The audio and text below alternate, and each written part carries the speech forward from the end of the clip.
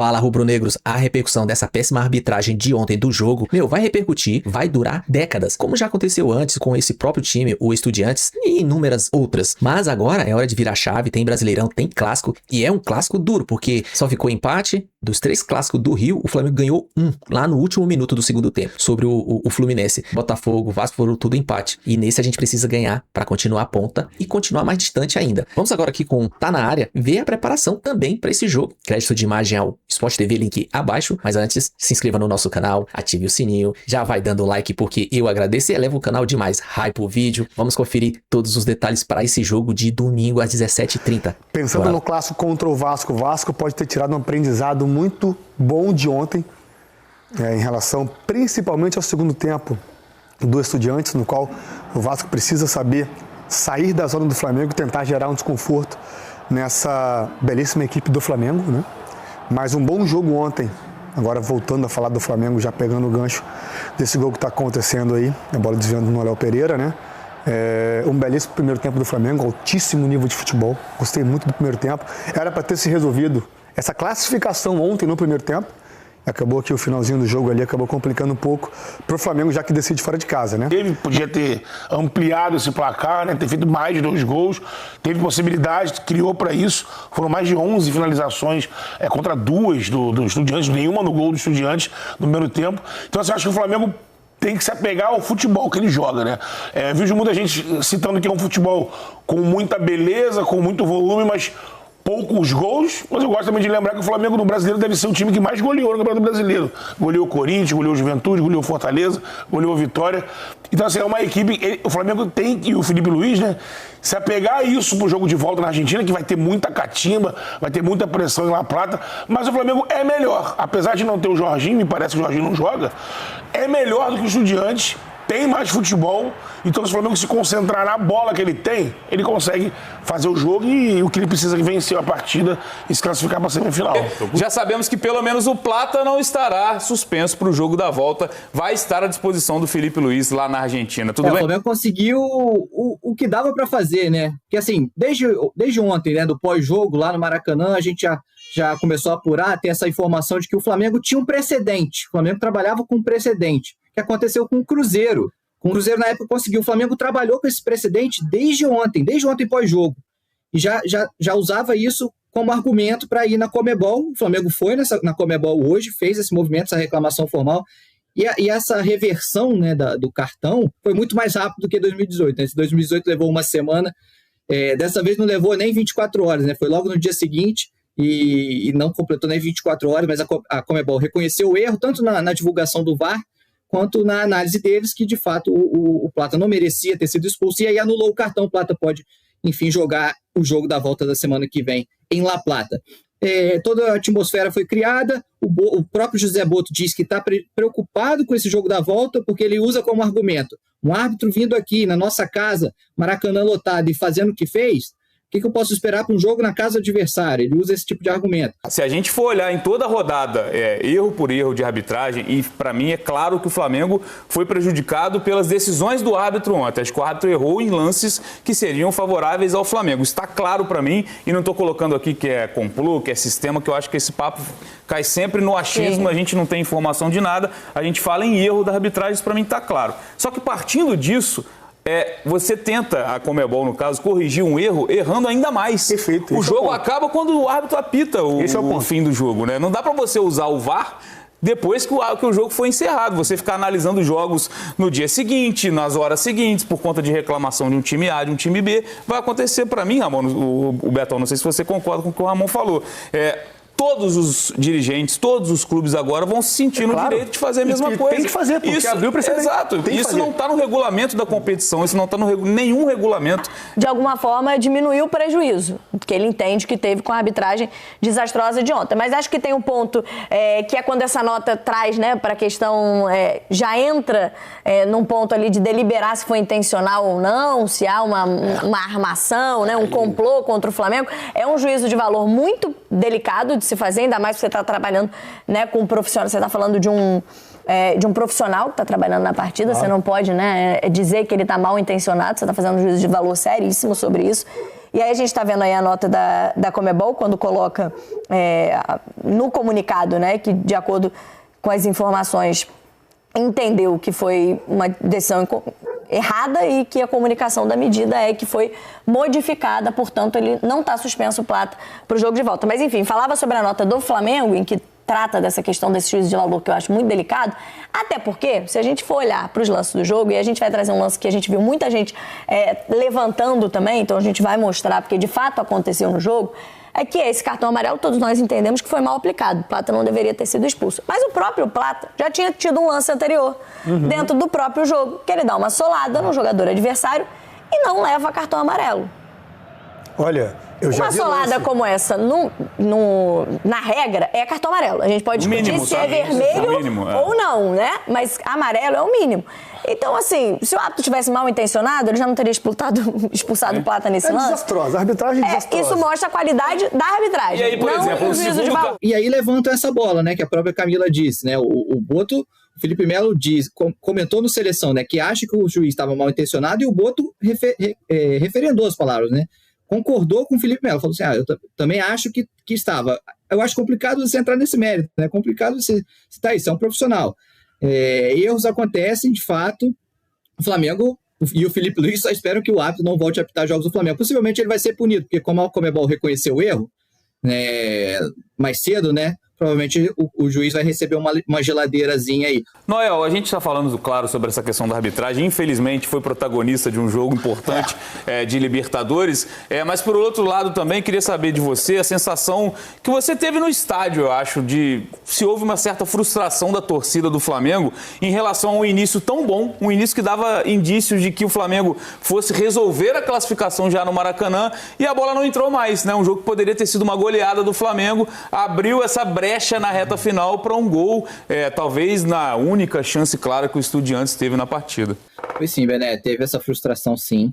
Assim, depois de um primeiro tempo que foi um amasso, né? O primeiro tempo foi um amasso, o time contagiou a torcida do início ao fim do primeiro tempo, a atmosfera estava muito perfeita, o Flamengo poderia ter feito mais gols, não conseguiu. Volta do intervalo, o Estudiantes volta diferente, né? Volta com uma linha de 5 e aí começa a tirar os espaços, principalmente que o Varela estava encontrando muito pela lateral, foi dificultando o Flamengo nessa criação, o Flamengo passa a não criar tanto mais e aí passa a ser um jogo mais amarrado, né? E aí isso esfria, obviamente esfria a torcida, e a torcida do Estudiantes foi a partir do momento que o Estudiantes foi ficando com a bola, né, foi tendo esse domínio territorial, à medida que o tempo foi passando, os argentinos no Maracanã começaram a cantar, começaram a entrar no jogo, cantaram alto, teve um momento que a torcida do Flamengo conseguiu responder, conseguiu cantar alto a ponto de calar, não calar, né, porque os argentinos continuaram cantando, mas de abafar o som dos argentinos, né, para quem estava ali no Maracanã.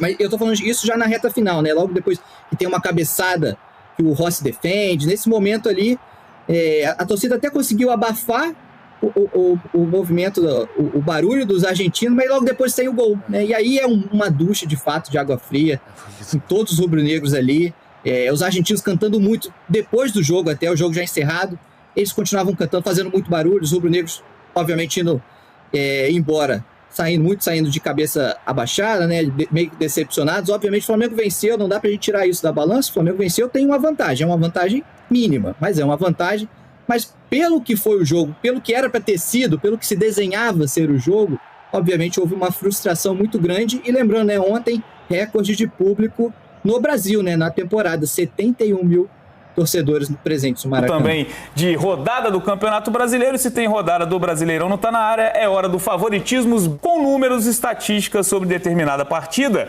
e o de hoje tem nada mais, nada menos que o clássico entre Flamengo e Vasco. Tabelou com o Pedro Arrasca, bateu! Gol! Vai orquestrando! O Flamengo, Arrascaeta! Correu pra bola, Coutinho, bateu, colocado! Gol! Do Vasco, Coutinho! O clássico de maior rivalidade do Rio de Janeiro vai ter mais um capítulo nesse domingo. Flamengo e Vasco se enfrentam no Maracanã a partir das 5h30 da tarde. Na história, as duas equipes já disputaram 352 jogos, com 141 vitórias do Flamengo, 106 empates e 105 triunfos do Vasco. São 468 gols para os rubro-negros e 408 para os cruz-maltinos. O Flamengo entra em campo defendendo uma invencibilidade de 11 jogos no Clássico. São 8 vitórias e 3 empates. No primeiro turno, o Clássico ficou no 0-0. Pelo Flamengo, Arrascaeta segue em fase artilheira e já soma 18 gols e 13 assistências na temporada. E se contarmos só o Brasileirão, são 13 gols e 10 assistências.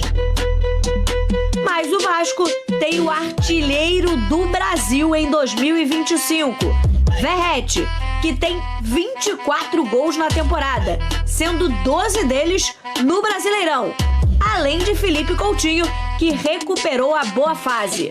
Vamos então às probabilidades da partida? O Flamengo tem 59,9% de chances de sair com a vitória. O empate, 24,4%.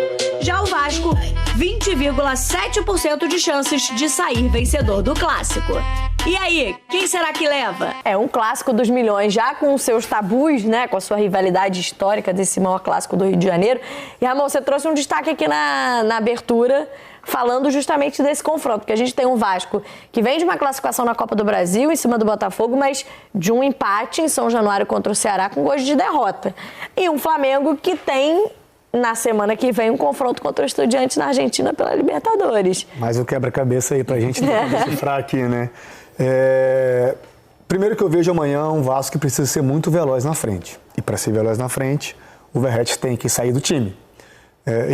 Se fosse o técnico Diniz, eu apostaria nesse detalhe, porque assim como o Palmeiras, eu imagino ficando mais com a bola contra o Fortaleza, eu imagino o Flamengo ficando mais com a bola com o Vasco. E o que você tem que fazer quando no time você está sendo atacado, está sendo mais reativo? Recuperar a bola, primeira coisa, sair da pressão e velocidade para fazer esse time correr para trás.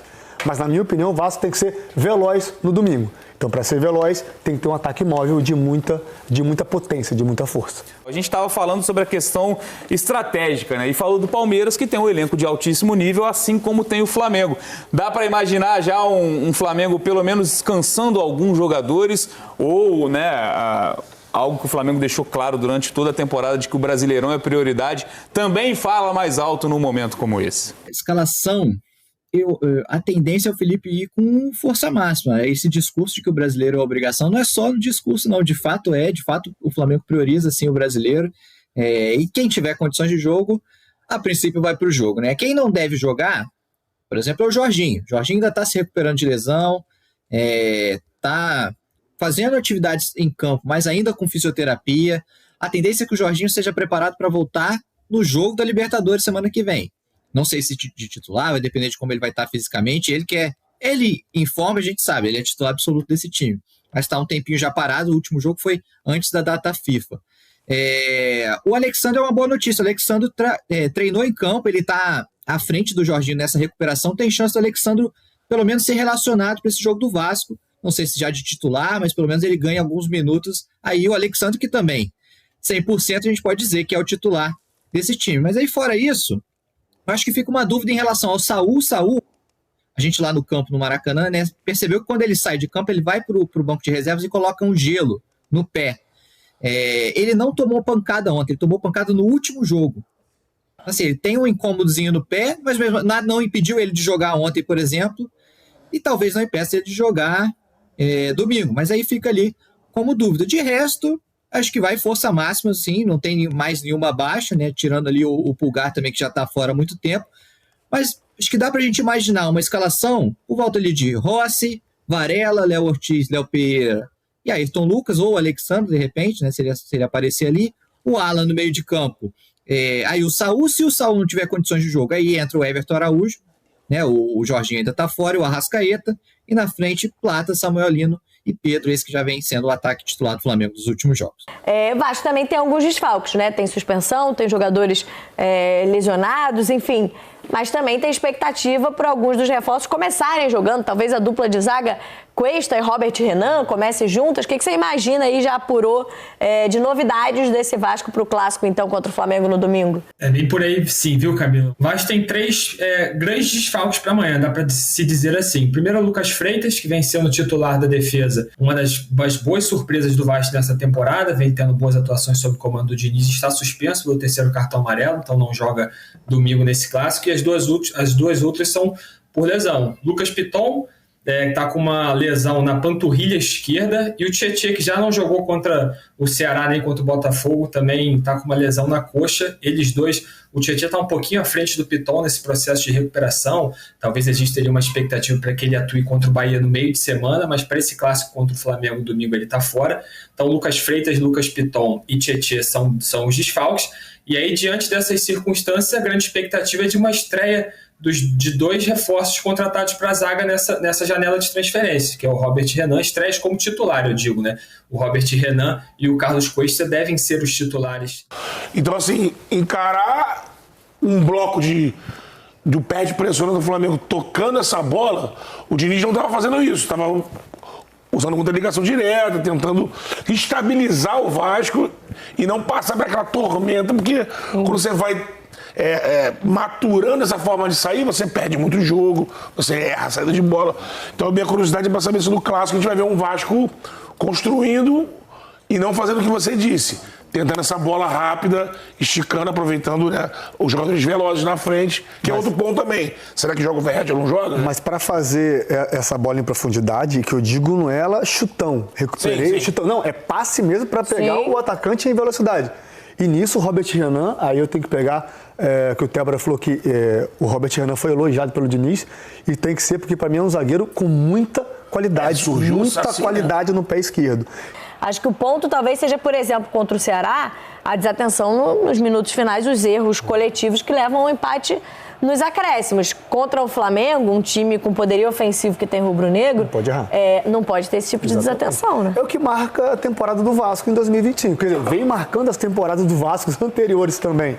Essa irregularidade grandiosa, não é uma curva baixa, é uma curva alta, né, de um time irregular. E isso prejudica muito no campeonato de pontos corridos, né? Falando em relação ao Flamengo, né, a gente fala de 2 elencos de níveis diferentes, né? O Flamengo tem um elenco pronto, com várias opções para o Felipe Luiz, e o Vasco ainda tenta montar um sistema, que é o sistema defensivo, por exemplo. A gente fala de um nível diferente de competitividade das duas equipes, Noel. E eu trago também para a mesa, né, os outros clássicos que o Flamengo fez neste Campeonato Brasileiro. Será que eu estou colocando o sarrafo muito alto, ou em jogos locais, né, esses clássicos locais, o Flamengo ainda também não teve uma grande atuação neste Campeonato Brasileiro? Se a gente lembrar do primeiro turno, foram 2 empates sem gols contra Vasco e o Botafogo num nível superior, mas também em reformulação de elenco. E contra o Fluminense, o Flamengo ganha com um gol no apagar das luzes, né? No fim do jogo, o gol do Pedro foi 1-0 com cara de 0-0 também no Maracanã. Dá para esperar um pouco mais também? Acho que o nível de exigência para esse Flamengo também demanda isso, de ter clássicos com maior protagonismo do time rubro-negro. Sem dúvida, Bené. Assim, se a gente pegar de fato o recorte dos clássicos no Brasileirão, o Flamengo não conseguiu demonstrar o seu potencial, né? Ser o Flamengo que a gente vê em outros jogos. No Carioca conseguiu, mas assim, no Brasileirão específico não conseguiu. Não foi bem naquele Flamengo e Vasco empatou, o Flamengo e Botafogo também foi um jogo muito equilibrado, o Flamengo e Fluminense, como você falou, né, foi uma vitória com cara de empate, o gol no finalzinho da apagada das luzes do Pedro. Mas o Flamengo mudou muito, né, do Flamengo do primeiro turno, né, que é o Flamengo pós-Copa do Mundo, esse Flamengo já reforçado, né, é um Flamengo bem diferente do que foi nos clássicos anteriores. Então, se o Flamengo tivesse, por exemplo, com a sua dupla de volantes, hoje considerada titular, né, Jorginho e Saúl, é um time que tem um potencial muito maior do que vinha apresentando no primeiro turno. Então, assim, o Flamengo teria até uma obrigação maior de vencer e vencer bem, né? De continuar se apresentar melhor, né? Vamos dizer assim, se apresentar melhor do que teve nos clássicos anteriores. Mas a gente já sabe que o Jorginho é desfalque, o Saúl, a gente ainda não sabe se vai jogar ou não, lembrando que ele saiu com dor no pé no jogo de ontem. Pesa muito também essa questão, né? Apesar do time ter mudado, né? O time está mais forte depois da Copa do Mundo de Clubes, está mais forte depois dessa janela que fez, mas com os desfalques já pesa, e o clima de clássico costuma equilibrar, né? Historicamente, o clima de clássico costuma equilibrar. Prevejo um jogo equilibrado, sim, no domingo. Mais um clássico equilibrado para esse Flamengo tentar sobressair, né? Mas não vai ser fácil, como demonstrou os outros clássicos, demonstraram. Tem uma questão histórica aí também, né? Os tabus envolvidos, se a gente for olhar para esse clássico dentro do Campeonato Brasileiro, a gente trouxe até os números porque são impressionantes, né? O Vasco não vence o Flamengo no Brasileirão desde 2015.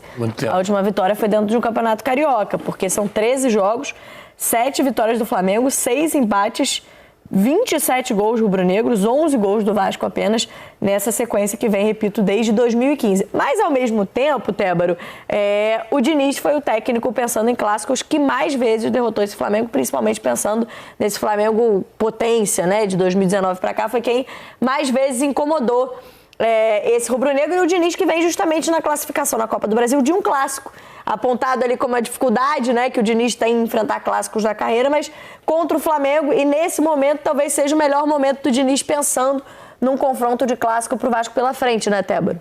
Isso, tem motivos para se preocupar e também existem motivos para se animar para esse clássico, né, pelo lado do vascaíno. Essa questão do Diniz, principalmente pelas passagens recentes por Fluminense e São Paulo, vai lembrar que tanto Fluminense quanto São Paulo tiveram momentos de ser pedra no sapato do Flamengo ali. O Diniz tem 7 vitórias contra o Flamengo, sobre o Flamengo desde 2019, é o técnico que mais venceu o Flamengo nesse período. Em questão de aproveitamento ali, o Maurício Barbieri é o único técnico que disputou pelo menos 10 jogos com aproveitamento maior que o Diniz. O Diniz tem o segundo maior aproveitamento dentro desse quesito, mas em número de vitórias nenhum outro treinador derrotou tantas vezes o Flamengo assim desde 2019. E aí, por outro lado, tem essas questões do jejum. Tem dois números importantes que o Vasco, dois momentos importantes que aconteceram em 2023 que o Vasco precisa repetir amanhã. Uma é a última vitória sobre o Flamengo, que a última foi em 2023, no Campeonato Carioca, 1-0 com gol do Puma Rodrigues, que tem grande chance de ser titular amanhã novamente, já que o Lucas Piton não está podendo atuar, o Puma que vem sendo improvisado pelo Diniz ali na lateral esquerda. E a outra foi a última vitória do Vasco no Maracanã em 2023 também. O Vasco nunca havia ficado tanto tempo sem conquistar uma vitória desde a reforma do Maracanã, desde a reinauguração do Maracanã em 2013 para a Copa do Mundo. Então o Vasco, a última vitória foi sobre o Atlético Mineiro no Campeonato Brasileiro, aquele 1-0 com o gol do Serginho, o estádio lotado, e desde então o Vasco não conseguiu voltar a vencer no Maracanã. Então busca domingo, voltar a vencer o Flamengo, que não é um jejum tão grande assim, mas não deixa de ser incômodo ficar tanto tempo assim sem vencer o rival. E essa questão de vencer no Maracanã, essa sim é um jejum histórico. O Vasco nunca havia ficado tanto tempo sem vencer no Maracanã desde a reinauguração do estádio. Rubro-negros, é isso aí.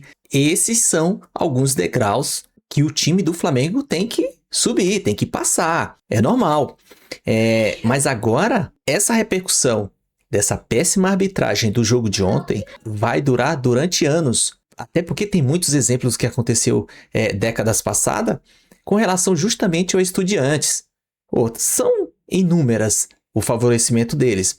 Mas agora é hora de virar a chave, pensar por outro lado, porque agora é Brasileirão, que também é prioridade, e temos o Vasco, que é o maior rival, um dos, do Rio, do Flamengo. Já agora nesse domingo, às 17h30, e somos o líder, temos que manter a ponta e vamos para cima. Agora, como que o Felipe vai ver a escalação?